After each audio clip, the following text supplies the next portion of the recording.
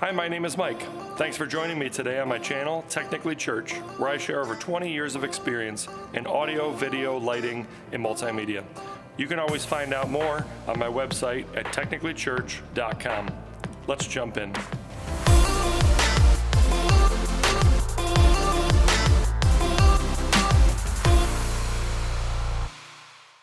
Thanks for joining me today on my series on Monday.com. I've got a bunch of videos on Monday.com, and I also dig in some other places on AI, how to integrate it with Monday using Make.com, so you might want to check that out as well. So today, I'm just going to show you if you're looking for creating a chain of approval. So I work at a church on a communications team, and we have a large team where the elders at the church need to approve an event request. So people can put in event requests to get advertisement and design. So they can fill out a form within Monday.com, which I have other videos that explain this communications process as a whole. I'll link that down below. So they fill out a form for an event and design request. That form creates a task in Monday.com. Our elders have to approve that first. So they would approve it first, and then it comes to me as the communications director to carry out that task. Okay, so we need to create a chain of approval from the elders to me, and I want to automate this whole thing. I want to put time in there, so it's they have a certain amount of days to do it, and if they don't, it just moves forward automatically. So I'm going to kind of explain this process to you. So here's my incoming board in Monday.com. So we can see here that somebody put in a request to have an event called Pizza with the Staff, okay? So you can see I have an elder column, and I have an elder approval column.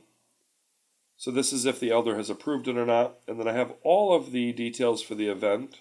And then at the end here, I have a column of the date that it was submitted and the elder approval date, okay? So that's the date. It was submitted on the 4th. And the elder has to approve it by the 8th. So here's what happens. When they fill out the form, it automatically creates this task. Then I have some automations. So let's look at these automations. So here is an automation. When an item is created, and only if the item is in this group, my incoming group, and then there's a drop down that I have for what team the event belongs to. So we have several teams. So the team here is Gather. That's our gathering team. Then it assigns this person in the elder column. That's just what I named it. This is a people column. So it assigns Caleb Combs in this elder column as the elder that needs to approve it. And then it also notifies him as well that he needs to go approve it. So this is how I get the person assigned. It's completely automated. When it comes in, based on the team that the person picks in the form, it assigns the elder to it. Okay, here's the next automation. So also when an item is created, it sets the date submitted to today. So your time stuff in Monday is a little limited to what I would want, but you can do it in certain ways, so I'll explain. So you can always set a date to today, and then you can push the date.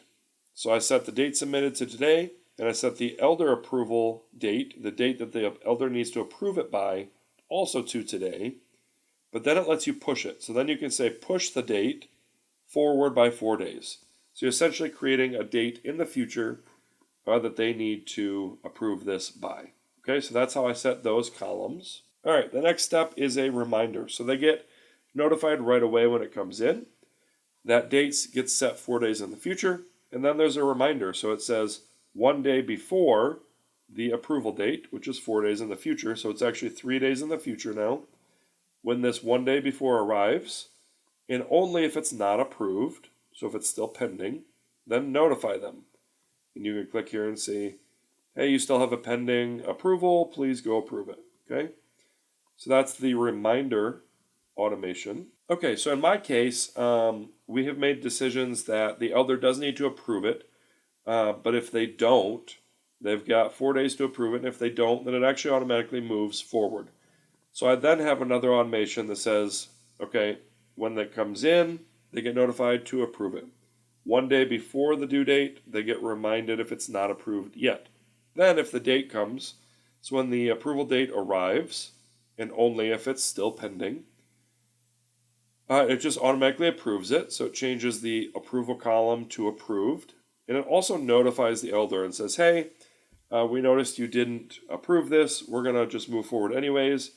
If this was by mistake, please reach out to the comm director and talk to him. Okay, so that's the setup that we have done. And then there's another one that would notify me as the comm director, to move forward with it. So I don't move forward if this column doesn't say approved. So at that point, then I would take the status to approved as well.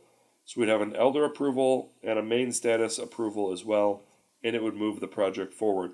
So that's just a quick way on how you can get multiple people involved in an approval setting, having reminders and due dates, and even automatically moving projects forward if needed. This can all happen automatically in the background just based on somebody submitting a form and creating all these automations. Thanks for joining me today. Again, my name is Mike. You can always find out more on my website, technicallychurch.com, or on my YouTube channel, Technically Church. Look forward to seeing you soon.